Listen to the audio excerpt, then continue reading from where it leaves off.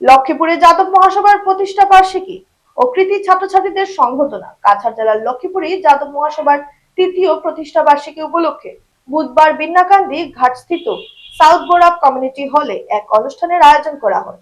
অনুষ্ঠানে মুখ্য অতিথি হিসেবে উপস্থিত ছিলেন কাছাড় জেলা ওবিসি বোর্ডের চেয়ারম্যান সুবচন গোয়ালা এবং সম্মানিত অতিথি বিক্রম গোয়ালা। এছাড়াও উপস্থিত ছিলেন লক্ষ্মীপুর যাদব মহাসভার সভাপতি রত্নেশ্বর গোয়ালা, সাধারণ সম্পাদক মনোজ গোয়ালা সহ অন্যান্য কর্মকর্তা ও সদস্যবৃন্দ।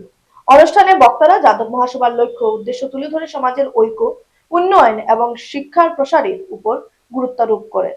এদিনের অনুষ্ঠানে বিশেষ আকর্ষণ ছিল কৃতি ছাত্রছাত্রীদের সংবর্ধনা। বিগত শিক্ষাবর্ষে মাধ্যমিক, উচ্চ মাধ্যমিক ও ডিগ্রি পাশ করা ছাত্রছাত্রীদের গামছা ও প্রশংসাপত্র দিয়ে সম্মানিত করা হয়।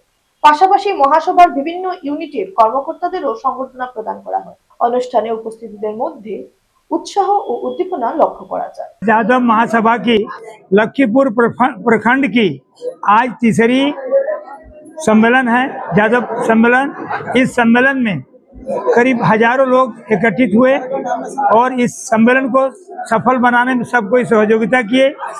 और आज जो मेधावी बच्चे हैं उन लोगों का यहाँ पर प्रमाण पत्र देके उन लोग को सम्मानित किया गया।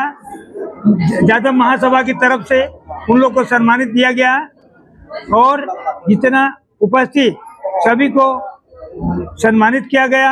कमेटी गठन करने का भी सिद्धांत लिया गया और अहिर रेजिमेंट के लिए जो नवंबर महीना में जंतर मंतर पर दिल्ली जाके हम लोग जो धरना दिए थे, इस मुद्दा भी आज कमेटी में उठा है और हम लोग मांग कर रहे हैं सरकार के पास ताकि जल्द से जल्द अहिर रेजिमेंट को घोषणा किया जाए।